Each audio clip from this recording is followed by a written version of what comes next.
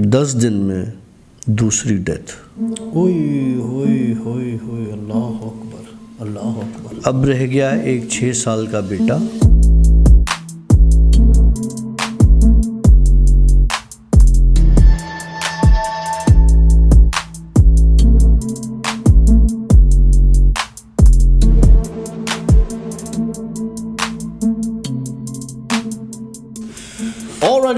Welcome to yet another आशी vlogs और daily night जिन stories के साथ मैं हूं आशी, और हमारे साथ मौजूद हैं डॉक्टर काशिफ। और डॉक्टर काशिफ जो हैं वो अल्हम्दुलिल्लाह एक बहुत अच्छे स्टोरी टेलर हैं। आप ज़्यादा समझ सकते होंगे अभी तक तो, क्योंकि आप लोग हमारी स्टोरीज़ को बहुत ज़्यादा पसंद करें। मतलब डॉक्टर काशिफ की स्टोरीज़ को हम लोग तो, मैं तो सिर्फ यहाँ पर एज अ चने बेचने वाला मैं काम कर रहा हूँ। तो ये है कि डॉक्टर काशिफ की स्टोरीज़ आप लोग बहुत पसंद कर रहे हैं, उसके लिए थैंक यू वेरी मच। और डॉक्टर काशिफ की अगली आवाज़। डॉक्टर साहब कैसे हैं आप? ज़बरदस्त, ठीक ठाक है अल्हम्दुलिल्लाह। डॉक्टर साहब, आजकल हम लोग चलते हैं स्ट्रेट अवे स्टोरीज़ पर ना, तो क्या होता है कि लोग भी थोड़ा सा उस चीज़ को वो करते हैं कि यार शुरुआत में आपकी डिस्कशन लंबी होती है, उसके बाद जो टाइम आता है वो बड़ा सनसनीखेज़ होता है। यार दुनिया में जो सबसे बुरी चीज़ है ना वो है ग़ुलामी। ओके। ग़ुलामी किसी भी चीज़ की हो, ग़ुलामी जिस्मानी हो, ज़हनी हो, ग़ुलामी किसी इंसान की हो, किसी परिंदे की हो, किसी जानवर की हो। ग़ुलामी मफलूज कर देती है आपकी सोच को। किसी मखलूक की हो, किसी की भी हो। ग़ुलामी बेसिकली ये स्टार्ट कहाँ से हुई है? ग़ुलामी हमसे हज़ारों साल पहले से स्टार्ट हुई है। जो जितना ताकतवर होता है वो हाकिम होता है, जो जितना कमज़ोर होता है वो ग़ुलामी की लकीर के नीचे आता है। आज भी यही है। कुछ ग़ुलामी ऐसी होती हैं जो जिस्मानी होती है लेकिन दिमाग और सोच आज़ाद होती है। ये किस्सा है उसी एक ग़ुलाम का। ओके।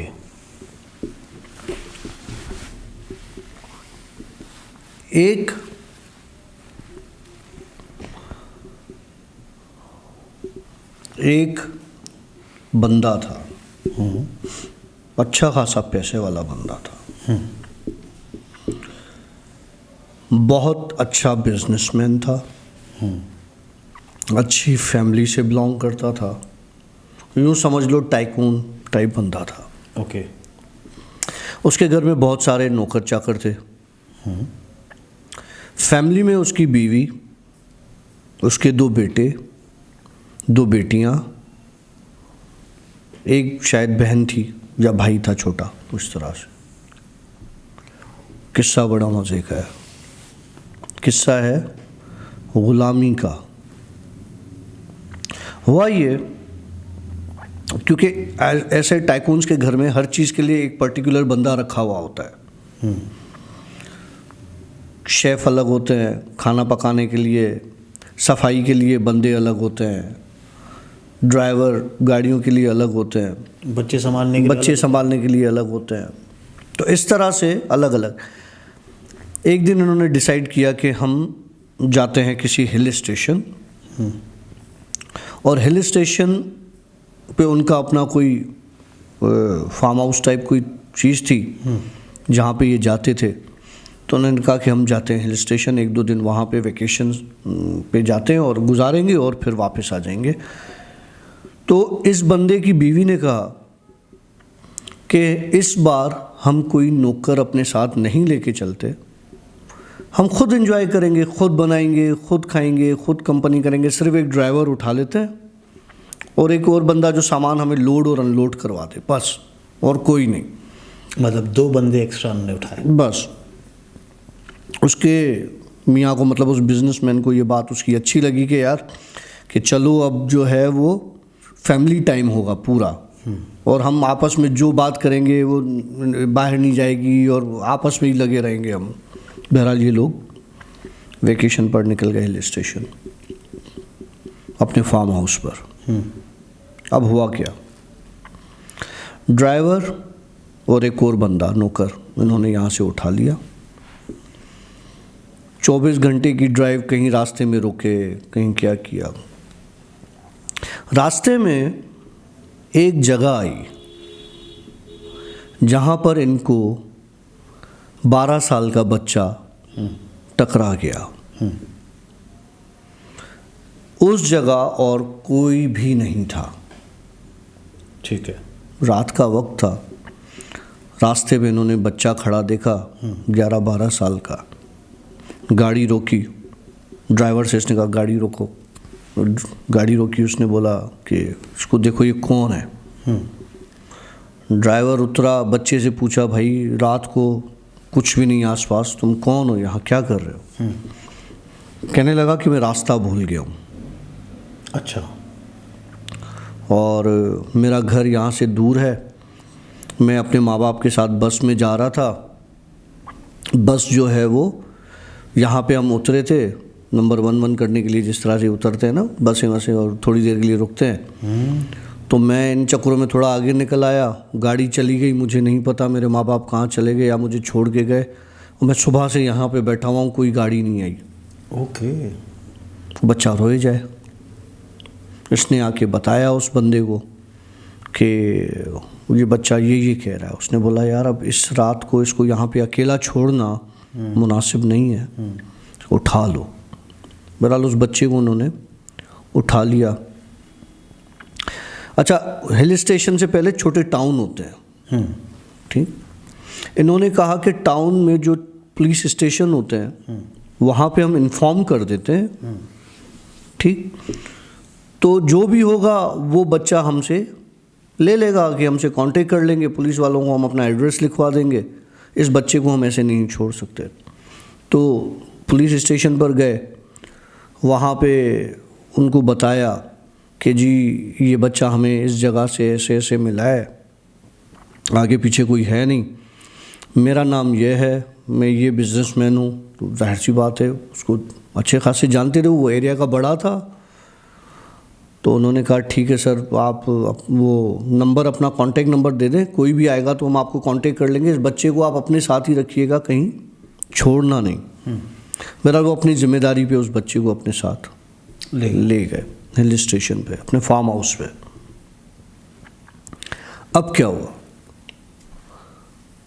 एक रात को 2-3 रात की एक रात गुजर गई जो ये सारा सिलसिला हुआ। इसकी बेगम ने कहा कि 24 घंटे गुजर गए, इस बच्चे को कोई लेने नहीं आया। क्यों ना इस बच्चे को हम अपने साथ लेके चलते हैं, पुलिस के पास हमारे नंबर हैं, हम जब जाएंगे अगर कोई इसका वारिस होगा तो हमें कॉल कर लेगा, हम उनके हैंड ओवर कर देंगे बच्चा। तो उसने बोला ठीक है। बोला और दूसरा, अपने छोटे बेटे के साथ इसको लगा देंगे, उसको भी कंपनी मिल जाएगी, उसको संभालता रहेगा। उसका बेटा था 5 साल का, 5-6 साल का। और वो जो बच्चा था वो कितने? वो 11-12 साल का था। अच्छा। उसने बोला ठीक है। किस्सा है गुलामी का। उस बच्चे के अंदर गुलामी की कोई चीज़ नहीं थी। ओके, जो वो बच्चा उनको मिला था वो एक आज़ाद जहन का बच्चा था, आज़ाद सोच का बच्चा था, जो किसी की गुलामी पसंद नहीं करता था। ये वहाँ पे हिल स्टेशन पर छुट्टी गुजार के उस बच्चे को अपने साथ वापस ले आए अपने घर पे शहर में। अब वो जो औरत थी, जो बीवी थी बिजनेसमैन की, वो इस बच्चे से काम लेने लगी कि ये भी कर दो, वो भी कर दो, क्योंकि कॉल तो आई नहीं किसी की कि वो बच्चा अपना वापस ले जाए। उस बच्चे को इन सारी चीज़ों से चिढ़ होती थी कि मुझे काम क्यों कहें, मतलब क्यों कहा जा रहा है, मैं नौकर तो हूँ नहीं। बहरहाल वो काम करता था। एक रात उसके जो बेटे थे, 2 बेटे थे, जो बड़ा बेटा था उसकी उम्र थी कोई 16 साल की या 17 साल की, उसकी तबीयत ख़राब होने लगी। ओके। उसको लेके वो हॉस्पिटल भागे, सारी लैब टेस्ट हो गई, सब हो गया, कुछ समझ में नहीं आया कि हुआ क्या है। ये जब वोमिट करता था तो वोमिट में वर्म्स निकलते थे उसके। अब ठीक है, एक मेडिकल टर्म है, उसमें आपकी बॉडी में वर्म्स हो जाते हैं, स्टूल के ज़रिए या मुंह के ज़रिए फिर निकलते हैं वर्म्स। डॉक्टर्स ने उसको नॉर्मल लिया, लेकिन उसके जितने भी टेस्ट थे वो सब नॉर्मल थे। ओके। उस बच्चे की तबीयत बिगड़ती गई। एक दिन आया, वो 16 साल का उनका बेटा मर गया। ओए। और कितने दिनों में? 6 से 7 दिन के अंदर। इन्ना लिल्लाहि व इन्ना इलैहि राजिऊन। एक वालिदैन के लिए सबसे बड़ा दुख होता है कि जवान बेटा जिसकी उम्र 16-17 साल की हो, उसकी डेथ हो जाए अचानक बगैर किसी वजह के, और जब वो दिखा भी रहे हो और कोई चीज़, कोई फाइंडिंग भी ना हो, कोई डायग्नोस ना हो, बड़ा एक मसला होता है। और ऑफ कोर्स इतना सारा मतलब मिलीनियर पार्टी, और वो अपने बच्चे को नहीं बचा सके, पैसा यहीं रह जाता है। बहरहाल ये उस सदमे में लगे रहे। इनकी बेटी की तबीयत वैसे ही ख़राब होने लगी। ओके। जैसे उस बेटे की हुई थी। ओके। वही वोमिटिंग्स, वही वर्म्स, सारे लैब टेस्ट, सारी चीज़ें नॉर्मल। 10 दिन में दूसरी डेथ। होए अल्लाह अकबर, अल्लाह अकबर। अब रह गया एक 6 साल का बेटा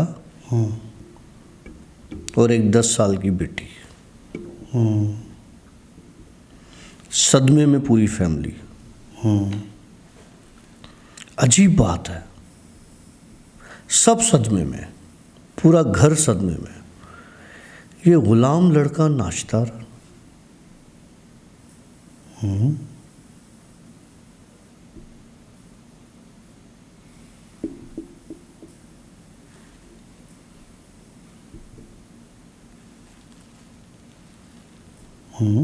गुलाम लड़का एंजॉय करता रहा। एंजॉय करता। एक दिन इसको नाचते हुए देख लिया उस बिजनेसमैन ने कि हमारे घर में मैयत हो गई है, 20 दिन हुए, 2 मैयतें, और एक कमरे में नाच रहा है। इसने जाके उसको 2 लगाई और कहा कि तुझे पता नहीं है कि इस घर में क्या हुआ है और तू नाच रहा है। फिलहाल ये रो धो के एक जगह पे जाके बैठ गया। बच्चा बच्चे की एक आदत हुआ करती थी, बच्चा सोता नहीं था। ये बात किसने नोट की थी? घर के और नौकरों ने, कि जब भी देखते थे बच्चा जाग रहा होता था। कई बार उसको बोला कि भाई तू सो जा, बोलता था मैं आंखें खोल के सोता हूँ, मेरी नींद हो जाती है। अब मालकिन ने क्या किया, जब उसके मियाँ ने बताया कि इस बच्चे को हमने निकालना है, ये हमारे मातमी घर में नाचता फिर रहा है और मुझे ये बात पसंद नहीं आई, तो उसने बोला इसको कहाँ निकालोगे, और इसको हम खाना पीना ही तो देते हैं, और एक नौकर मिला हुआ है और बेटा संभाल रहा है हमारा, मेरी भी एक साइड पे तुम्हें पता है क्या हालत है इस वक्त। और बहरहाल जिस दिन ये बात की उसने, घर की मालकिन ने, उसकी बीवी ने, बिजनेसमैन की, उस दिन उस बिजनेसमैन की तबीयत ख़राब होना शुरू हुई। ओके। अब जो कैफियत उसके बच्चों के साथ होती थी वो इस बिजनेसमैन के साथ होती थी। लेकिन जो चीज़ें बच्चों ने एक्सपीरियंस की, अब वो बिजनेसमैन कर रहा था। वो देखता था कि वो जो ग़ुलाम लड़का है वो उसके सिरहाने खड़ा है, जबकि वो वहाँ मौजूद नहीं होता था और घर के किसी मेंबर को सामने नज़र नहीं आता था। लेकिन जब वो बताना चाहता था तो उस चीज़ को बता नहीं सकता था कि वो खड़ा है या जा रहा है, जो भी है। मतलब एक रोक हो जाती थी उसे। और जब वो बच्चा सामने खड़ा होता तभी उसके मुंह से और नाक से कीड़े निकलते थे।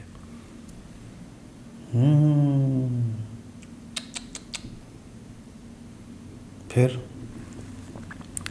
एक दिन आया, उस बिजनेसमैन की तबीयत बहुत ज़्यादा ख़राब हुई, तो उसकी बीवी ने सॉरी कहा कि अब ये चीज़ कुछ और है, इलाज तो है नहीं, 2 डेथ हो चुकी हैं, मियाँ की बहुत तबीयत ख़राब है। उसने एक पढ़ाई वाले को बुलाया, क्या कि देखो मसला क्या है। जब वो पढ़ाई वाला उस घर में दाखिल हो रहा था तो उसको अंदाज़ा हो गया था कि इस घर में क्या चीज़ है। ओके।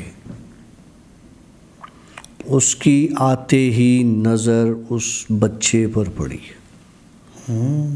जो ग़ुलाम उन्होंने रखा था।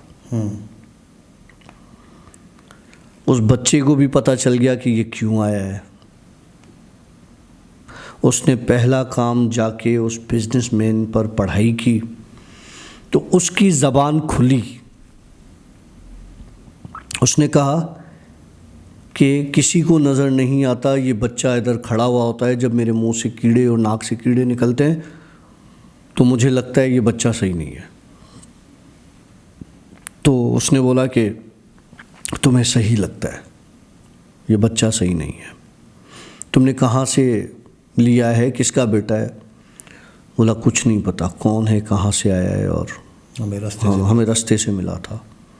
तो उसने बोला तुम लोगों ने रास्ते से मिला और तुम लोग लेकर आ गए? बोला हम क्या करते, बच्चा था, हम ले आए। अच्छा। उसने दूसरे नौकरों को कह के उस बच्चे को बुलाया। बच्चा सामने आया। बच्चे से उसने कहा कि मुझे बता तू कौन है, तू 2 मैयतें मुझे पता है इस घर में करवा चुका है। बच्चे ने हंसना शुरू कर दिया और नाचना शुरू कर दिया।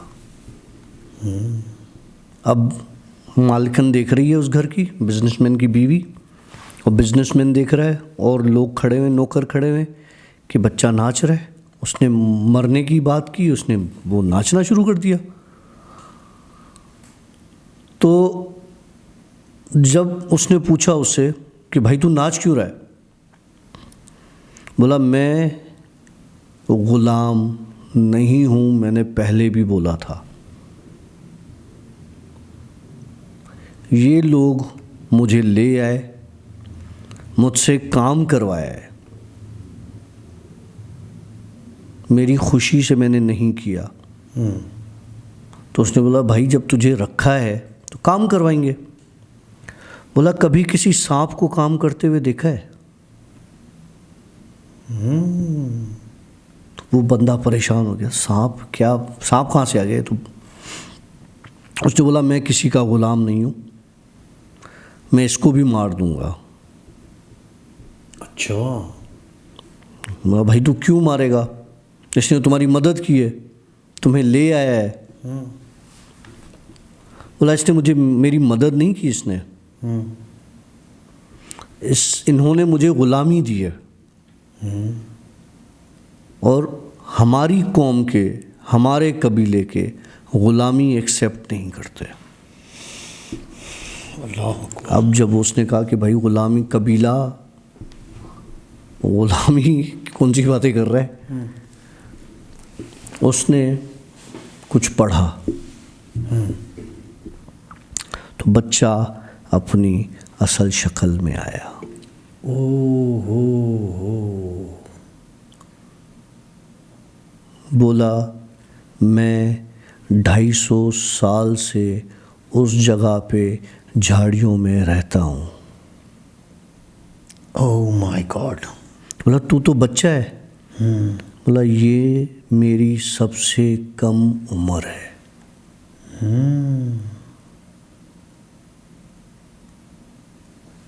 जब उसने अपनी शक्ल बदली तो अगर हम इंसान को 100 साल से ऊपर कर दिया जाए वैसी उसकी शक्ल हो गई। अल्लाह। था वो बच्चा। उसने बोला अब क्या करना है, अब जान छोड़ इनकी, चला जा। बोला जाऊंगा तो ये छोटा बच्चा लेके जाऊंगा ओए। जिसकी खिदमत करवाई है मुझसे, उसके बगैर मैं नहीं जाऊंगा।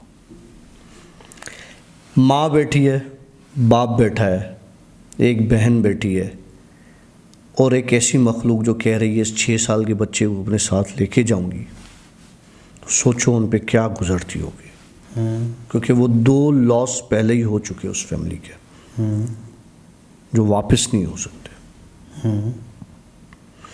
उसने बोला ठीक है तू ले जा बच्चा, लेकिन इनकी जान छोड़ दे, लेकिन ये वादा कर के बच्चा लेके जाएगा और वापस नहीं आएगा। अच्छा। ये पढ़ाई जो करता है वो उसको बोल रहा है कि बच्चा लेके जाएगा। अब वो उसके माँ बाप उसको देख रहे हैं, आमिल को ये कह क्या रहा है भाई, हमारा 6 साल का बच्चा कैसे किसी को लेके जाने देंगे। बोला ठीक है सही है। बोला लेकिन एक शर्त है। बोला क्या। बोला तू बच्चा ले जा, लेकिन अगर तू बच्चा ले जाएगा तो तुझे सारी ज़िंदगी इस घर में रहना पड़ेगा। अच्छा। बच्चा ले जा, लेके कहाँ जाएगा, बच्चा लेके तुझे इसी घर में रहना पड़ेगा, बच्चा हम तुम्हें दे देते हैं। अब ये आमिल का दिमाग चल रहा है उसका। कहते हैं इंसान अशरफुल मखलूक़ात है, अगर थोड़ा सा तहम्मुल लाए ना तो काफ़ी चीज़ों से अपने आप को ईज़िली निकाल सकती है।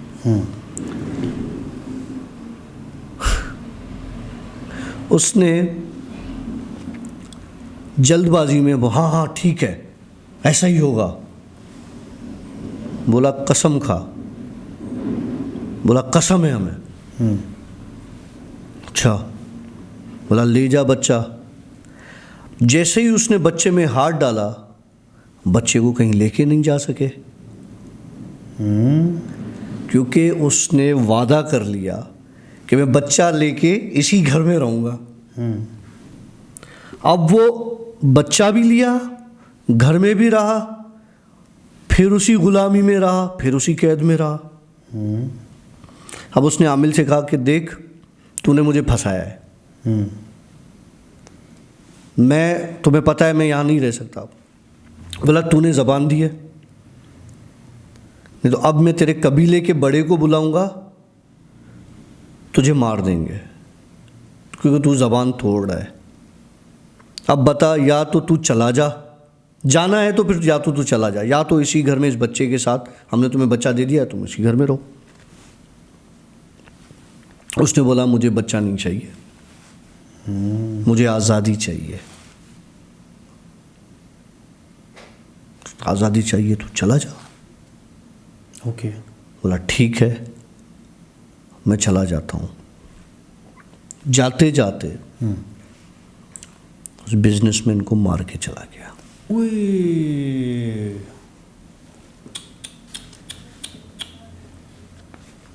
और वो फैमिली रोड पर आ गई।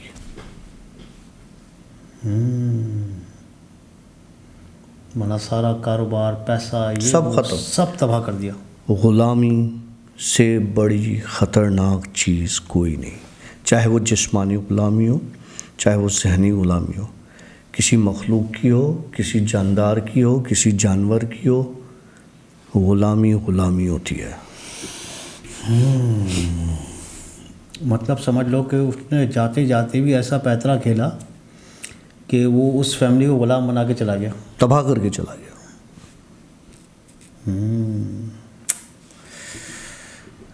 एक घर में 3 मौत का हो जाना, अल्लाह माफ़ करे, बेवा, फिर 2 बच्चे छोटे, और वो भी बिजनेस भी ख़त्म, सब ख़त्म।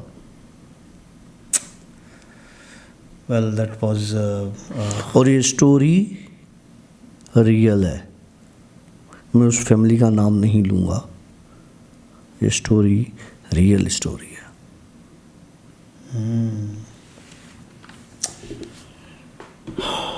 नो वर्ड्स, कुछ नहीं रहा पीछे बात करने के लिए। वेल कहते हैं कि आदमी नेकी करे, लेकिन हमेशा नेकी के काम में ही तकलीफ़ें आती हैं। नेकी करो, देखभाल की करो। नहीं, वैसे भी आप देखो, उठा लो, जितनी भी मिसालें हैं, आप जब नेकी करने लगोगे आपको शैतान रोकेगा, नेकी नहीं कर। हमारे पास 2 रास्ते सामने आ जाते हैं, एक अच्छाई का रास्ता, एक बुराई का रास्ता। हमें हमेशा बुराई की तरफ शैतान पुश करता है, जाओ। लेकिन अगर आप जब नेकी करते हो, आपको एक अंदरूनी तौर पे खुशी भी होती है, लेकिन उस नेकी के काम में हमेशा तकलीफ़ें। वह अल्लाह हम सबको नेक काम करने की तौफीक अता फरमाए, और हम सबके अमालों पर अल्लाह ताला रहम करे हमारे ऊपर। जब मैं ये स्टोरी सुना रहा था, कंटिन्यू बिजली स्पार्क कर रही थी, शुर शुर शुर ऐसी आवाज़ें आ रही थी। तुमने सुनी? मेरे ख्याल से शायद बराबर में हमारे गली में एक रोड का काम चल रहा है। नहीं, वो डंपर गुजरा अभी। नहीं, यहाँ से पीछे से जैसे स्पार्क होती है ना चीज़ें, वायरिंग स्पार्क हो रही हो या इस तरह की चीज़ें हो रही हो। मेरे पास हेडफोन्स लगे हुए, शायद मुझे आवाज़ नहीं आ रही हुई। हाँ, एक अजीब सी टक टक टक टक की टक टक नहीं, चुर चुर इस तरह की आवाज़ आ रही। बहरहाल जो भी था, मुझे पता है, मैंने तो नहीं देखा, तो हो सकता है तूने देखा हो। वेल आई होप कि आप लोगों ने हमारा आज का सेशन एंजॉय किया होगा। अगर आप लोगों को स्टोरी अच्छी लगी है तो लाइक कर दीजिएगा, अगर समझ में नहीं आई है तो डिसलाइक ज़रूर ठोकिएगा, इससे हमें पता चलेगा कि हम लोग कितना अच्छा काम कर रहे हैं और कितना बुरा काम कर रहे हैं। और यस, दुनिया है, कुछ लोग मतलब तारीफ़ करते हैं, लेकिन कुछ लोग होते हैं जिनकी आदत होती है कि वो कीड़े निकालते हैं। मेरे ख्याल से डजंट मैटर। अच्छा, देखते सब हैं, मतलब उन्होंने लास्ट सीज़न की सारी एपिसोड्स और आज तक माशाल्लाह, अल्लाह उनको और हिदायत दे, सारी देखी हैं, लेकिन देखते हुए आखिर में ऐसी जलाने वाली बात करते हैं, ओहो मज़ा आ जाता है कसम से। नहीं, आप भले बुराई कर सकते हैं, क्रिटिसाइज कर सकते हैं, वो हक है, लेकिन तमीज़ के दायरे।